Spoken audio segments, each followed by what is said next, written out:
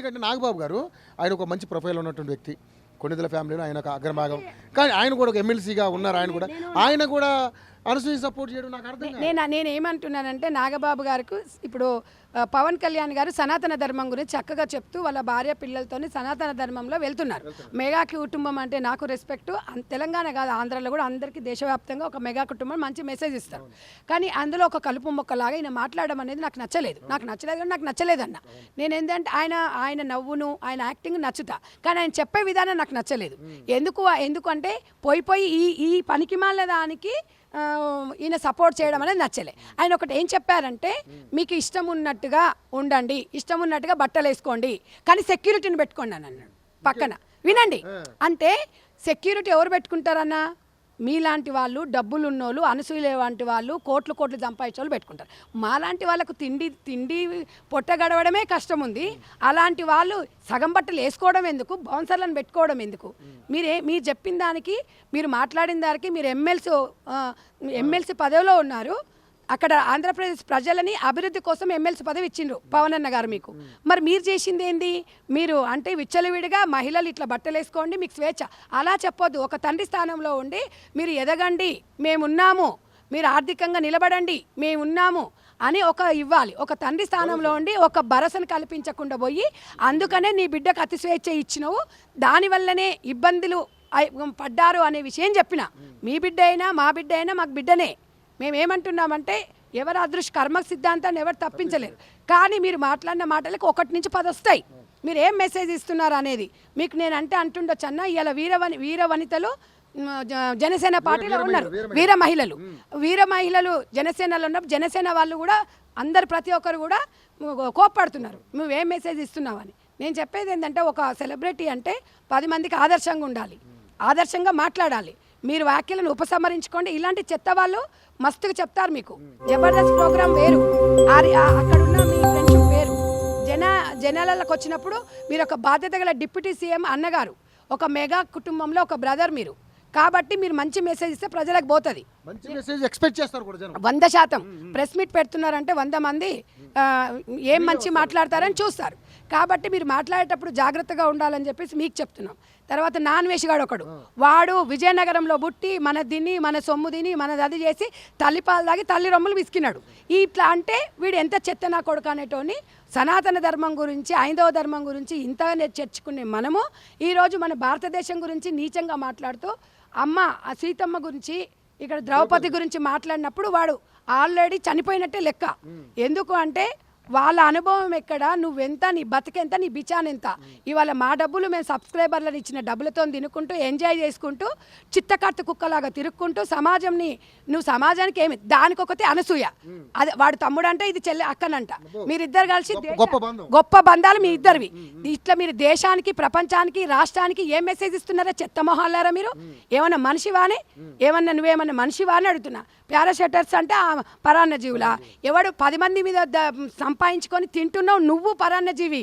మేము కష్టపడుతున్నాము, మా సొమ్మేందో మేము తింటున్నాం. నీలాగా దేశం మీద వాడు తింటలేము. ఒళ్ళు సగం బట్టలు కప్పుకొని తిరుగుతలేము. మా ఫౌండేషన్ నుంచి ఒకటి చెప్తున్నా తమ్మి, దీనికి మా దగ్గర అందరు స్టిచ్చింగ్ చేసేవాళ్ళే ఉంటారు. టైలరింగ్ నేర్పిస్తాం కదా, దీనికి గుడ్డలు కుట్టి దీనికి పంపిస్తాం. ఎందుకంటే దాని గుడ్డలు లేవంటే సగం వేసుకుంటుంది. మేమందరం కలిసి, ఎందుకంటే పొట్టకుట్టు కోసం, ఒక జీవనం కోసం, ఒక ఉపాధి కోసం మొగోళ్ళతో సమానంగా ఉండమని నేను సంధ్యక్కగా మదర్ ఫౌండేషన్ మహిళలకు చెప్తున్నా. వాళ్ళు అదే ఆచరిస్తున్నారు.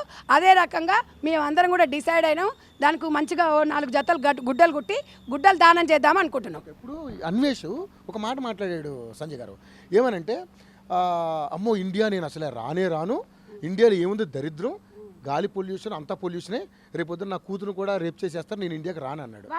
వాడికి పెళ్ళామే లేదు, కూతురు ఎక్కడి నుంచి వస్తుంది? వాడిని ఎవడాడు చేసుకునేటోడు? వాడు గట్లేగో మిడిమిడి జ్ఞానం వాడికి ఏంటంటే మతి సుమితం కోల్పోయింది.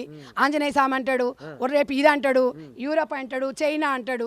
నా భారతదేశం గురించి కారు కూతలు కూస్తే నిన్ను ఎక్కడ ఏమేం పార్ట్స్ కోయాలో ఆ పార్ట్స్ కోసేస్తాం, నాలుక కోసేస్తాం. నేను చెప్తున్నాను, నువ్వు ఇండియాకి వచ్చి మాట్లాడు. అక్కడ మాట్లాడితే నీలాంటి కుక్కలను మస్తుగా ఉన్నాయి, ఆ కుక్కలలో నువ్వు ఒక కుక్క అనుకుంటాం. మాట్లాడేటప్పుడు నీ అమ్మని కూడా తీసుకొని పోయిన అంటాడు. ఎన్ని రోజులు ఉంటావరా నువ్వు అక్కడ? మళ్ళీ ఇక్కడ రావాల్సిందే కదా, నువ్వు రావాల్సిందే కదా. రాకపోయినా కూడా ఎక్కడున్న కొడక తన్ని నీకు సజ్జనార్ గారు రంగంలోకి దిగిండ్రు, తప్పకుండా నీకు గుణపాఠం చెప్తాము, బుద్ధి వస్తుంది. వేస్ట్ ఫెల్లో సావు అక్కడనే ఏనన్నా, ఇక్కడ వచ్చి ఇండియా పరువు తీయకు, అందుకని నీ సావు నువ్వు సావు. కానీ ముఖ్యంగా చూసుకుంటే ఆయన ఫాలోవర్స్ ఎక్కువ మంది ఉండడం వల్ల ఆయన బాగా ఓవర్ యాక్షన్ ఎక్కువ చేశాడు. అయితే ఉండండి, దాదాపుగా 1.8 మిలియన్ ఉన్నటువంటి సబ్స్క్రైబర్లో దాదాపుగా 5 మిలియన్ లేచిపోయారు. ఎందుకంటే తమ్ముడు ఇట్లాంటి దాంట్లలో ఎవరు కూడా ఎంకరేజ్ చెయ్యరు. ఎంటర్టైన్మెంట్ కావాలనుకుంటారు కానీ ఒక సీతమ్మ తల్లిని కోసం ఎంటర్టైన్మెంట్ వాడుకోవడం అంటే రేపు అసలు పురాణంలో ఎక్కడైనా ఉందా? ఒక ద్రౌపది, వీడికి తెలియదు కాబట్టి మాట్లాడుతున్నాడు, వాడు ఒక సన్యాసి వెధవా, వాళ్ళ అమ్మ మరి వీడిని ఎట్లా కన్నదో మనకు తెలియదు. కానీ నిజంగా చెప్తున్నా, కొంతమంది ఎట్లుంటారు తమ్ముడు, 9 నెలలకు పుట్టేదివో 7 నెలలకు పుడతారు. ఈ 7 నెలలకు పుట్టినప్పుడు ఏమవుతుందంటే ఇట్లా సన్యాసి లాగా తయారవుతారు. నెల తక్కువ ఎదవ అంటారు దాన్ని. కాబట్టి ఆ నెల తక్కువ ఎదవనే అంటున్నావా నేను? వాడు వేస్ట్ నా కొడుకు, వాడు నెత్తి మీద జుట్టు కూడా లేదు, ఆయనకి బొచ్చు అంతా ఊసిపోయింది, పెళ్లి కూడా కాలే, మళ్ళీ క్యాప్ మాత్రం తీయడు. ఎందుకంటే ఆ బొచ్చు మరి నెత్తి మీద బొచ్చు లేదు కదా. మరి వాడు ఉన్నది నేను చెప్తున్నా, ఏం చెప్తున్నా అంటే వానంత వేస్ట్ ఫెల్లో ఏ రోజైతే క్యారెట్ వాటర్ మిలన్ చూపించిండో ఆ రోజు నుంచి నిన్ను నిన్ను నిన్ను నిన్ను ఇగో నిన్ను దీంతో కొడుతున్నారా? మన ఒక భారత స్త్రీగా నువ్వు భారతదేశం సీతమ్మ గురించి ద్రౌపది గురించి మాట్లాడావు చూడు, కళ్ళు పోతాయిరా కొడక. నువ్వు ఇక్కడ ఉంటే పల్ల ప్రతి మహిళ ఇట్లానే కొడుతుంది. బుద్ధి, సిగ్గు, శరం ఉండాలి, కొంచెం అన్న మానవత్వం ఉండాలి. ఏం మాట్లాడుతున్నావురా నువ్వు? ఏం మాట్లాడుతున్నావు? పైత్యం లేచిందా? మెంటల్ లేచిందా? పిచ్చి కుక్కలాగా మాట్లాడుతున్నావు. ఒక భారతదేశంలో పుట్టి భారతదేశ గొప్పతనం తెలుసారా? నీ అమ్మని అడుగురా, చెప్తుంది. ఇలా భారతదేశం అంటే కంట్రీలల్లా కొనియాడుతున్నారు మనను, భారతదేశ సంస్కృతి సాంప్రదాయాలను మంటలు కలుపుతున్నావు. దొంగ వెదవా, పిచ్చి వెదవా. నీ అయ్యేవడో తెలియదు, నీ అమ్మేవరో తెలియదు ప్రపంచానికి. ఇవాళ మేము ఒక నాన్ వెజ్ గాడు అంటే మేము ఎంత ఇవాళ ఒక సెలబ్రిటీ అనుకున్నాం. చిత్తకార్తె కుక్క మేము చేసిందని అనిపించింది నేను చూసి. ఎదవా ఇక ఎక్స్ట్రాల్ చేయకు, రాబోయే రోజుల్లో 100% నీ పతనం ప్రారంభమైంది. ఇంకొకటి లాస్ట్ మేడం, ఒకటే చిన్న పాయింట్, మహిళలు ఇలాగే ఉండాలని రూల్ ఏమైనా ఉందా? ఎలాగైనా ఉండదు. నేను ఒక్కటి చెప్తున్నాను బ్రదర్, మహిళలు ఇలాగే ఉండాలంటే కొన్ని ఉన్నాయి, కట్టుబాట్లు ఉన్నాయి. కట్టుబాట్లకు అనుకూలంగా మీకు ఇష్టం ఉన్నట్టుగా ఉండండి. సమాజానికి ఇబ్బంది కలగకుండా నిండుగా నీట్గా మంచిగా ఉండి, చీరనే కాదు, నువ్వు డ్రెస్ వేసుకుంటావా, జీన్స్ వేసుకుంటావా, టీ షర్ట్ వేసుకుంటావా, ఎనీబడి సమాజం కట్టుబాట్లు సాంప్రదాయాలను మనం పాటించడం భారతదేశ స్త్రీగా మనము భావితరాలకు అందియాల్సిన అవసరం ఉంది. మేము చెప్తున్నాము, జడ్జిమెంట్ ఇవ్వట్లేదు. అది ఇప్పటికీ కూడా అన్సీకి ఒక్కటే చెప్తున్నా, నువ్వు ఇక పిచ్చి వీడియోలు చేయడం మానేసేయి. నీకు ఇష్టం ఉన్నట్టు తిరుగు, నువ్వు ఎక్కడన్నా తిరుగు, సమాజాన్ని నువ్వు చెడగొట్టకు. నువ్వు ఎక్కడన్నా ఏమన్నా చేసుకో, మాకు సంబంధం లేదు. నువ్వు ఎరికి చార్చలు చేసినావంటే నిన్ను మాత్రం కంపల్సరీ పంజగుట్ట సెంటర్కి అయితే గుంజుకొస్తావు. నువ్వు వచ్చినా రాకుండా, నువ్వు ఏడున్నా, నువ్వు ఏ సినిమా తీసినా, ఏ నిర్మాత దగ్గరకు అక్కడ అడ్డుకుంటావు. Thank you madam, thank you so much. So చూశారు కదండి, ఏదైతే అనసూయ గారు చేసినటువంటి కామెంట్స్కి మదర్ ఫౌండేషన్ చైర్మన్, అదేవిధంగా కాంగ్రెస్ పార్టీ సీనియర్ నాయకురాలు సంధ్యారెడ్డి గారు చాలా ఫైర్ అవుతున్నారు. ఆవిడే కాదు, ప్రతి మహిళ కూడా ఈరోజు ఆమె చేసినటువంటి కామెంట్స్కి ఫైర్ అవుతున్నటువంటి పరిస్థితి. ఎందుకంటే మహిళల్ని నిజంగానే శివాజీ గారు మంచి మాట అన్నారు, ఇందాక సంజయ్ గారు కూడా చెప్పారు, మహిళల్ని ఈ ప్రకృతితో పోల్చారు ఆయన. నిజంగానే ప్రకృతి ఎంత అందంగా ఉంటుందో మహిళలు కూడా అంతే అందంగా ఉంటారు, వాళ్ళ మనసు కూడా అంతే అందంగా ఉంటుంది.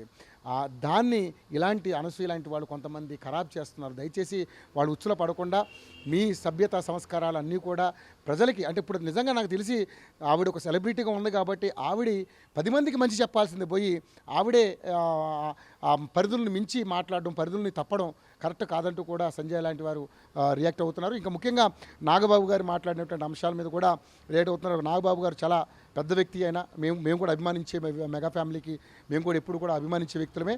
సో ఆయన కూడా అలా మాట్లాడు చాలా నెగిటివ్ వస్తుంది. దయచేసి నాగబాబు గారు మీ వ్యాఖ్యలను అయితే వెనక్కి తీసుకోమని కూడా సంజయ్ గారు కోరుకుంటున్నారు. అదేవిధంగా ముఖ్యంగా అన్వేష్, నిజంగా అన్వేష్ని కనుక ఎవరు క్షమించకండి. దాదాపుగా 1.8 మిలియన్ ఆయనకి సబ్స్క్రిప్షన్ ఉన్నారు.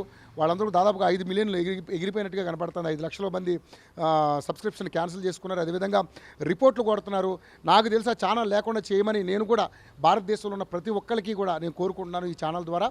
ఎందుకంటే అలాంటి చీడపురుగుడు ఉండడం వల్ల ఈ సమాజానికి చాలా ప్రమాదం. వాడు ఇండియాని, మన భారతదేశంలో శ్రీకాకుళం అని ఉత్తరాంధ్రప్రదేశ్లో పుట్టి అక్కడ నీళ్లు దాగి, అక్కడ గాలి పీల్చి, అక్కడ వాళ్ళమ్మ చరుబాలు దాగి పెరిగినటువంటి లుచ్చగాడు ఈరోజు ఇతర దేశాలకు వెళ్ళి 14 సంవత్సరాల అమ్మాయిని కూడా నేను పడుకున్నాను ఆ అమ్మాయి దగ్గర అంటూ కూడా ఫోన్ కాల్స్లో మాట్లాడినటువంటి అటువంటి లుచ్చగాడిని మీరు సపోర్ట్ చేస్తే మనమే ఎంకరేజ్ చేసినట్టు అవుతుంది. అటువంటి లుచ్చగాడిని మనం ఎంకరేజ్ చేయొద్దు. ఇంకోటి, ఇలాంటి వాడు చేసినటువంటి చేష్టలు కానీ వాడు తీసినటువంటి వీడియోలు కానీ మన పిల్లలు కానీ చూస్తే సోషల్ మీడియాలో చాలా ఇన్ఫ్లుయెన్స్ అయ్యే అవకాశం ఉంటుంది. దరిద్రం అది మనకొద్దు. కాబట్టి అలాంటి వాడిని తుక్కు కింద మీరు అపోజ్ చేసి వాడి ఛానల్స్ అన్ని కూడా బ్లాక్ చేయాల్సిందిగా నేను మనస్ఫూర్తిగా కోరుకుంటున్నాను. వాడి ఇండియా పేరు చెప్తేనే భయపడాలి. ఎందుకంటే వాడు ఇంకో విషయం కూడా మీకు చెప్పదలుచుకున్నాను. వాడి ఇన్స్టాగ్రామ్ పేజ్లో అన్ని దేశాలకు సంబంధించినటువంటి జెండాలు పెట్టాడు. బట్ మొన్నటిదాకా ఒక ఇండియా జెండా ఉండేది కాదు. బట్ ఈ దెబ్బతోటి వాడు ఇండియా జెండాని యాడ్ చేశాడు. అంటే భయం కల్పించింది మన జనమంతా కూడా వాళ్ళే. సో దయచేసి ఇంకా వాడికి భయం పుట్టించాలి. ఇండియాలో ఎక్కడ కనపడ్డామని చితకొట్టేయండి. నేనే చెప్తున్నాను. నాకు దొరికిన నేను కూడా చితకొట్టేస్తానండి. Over to studio.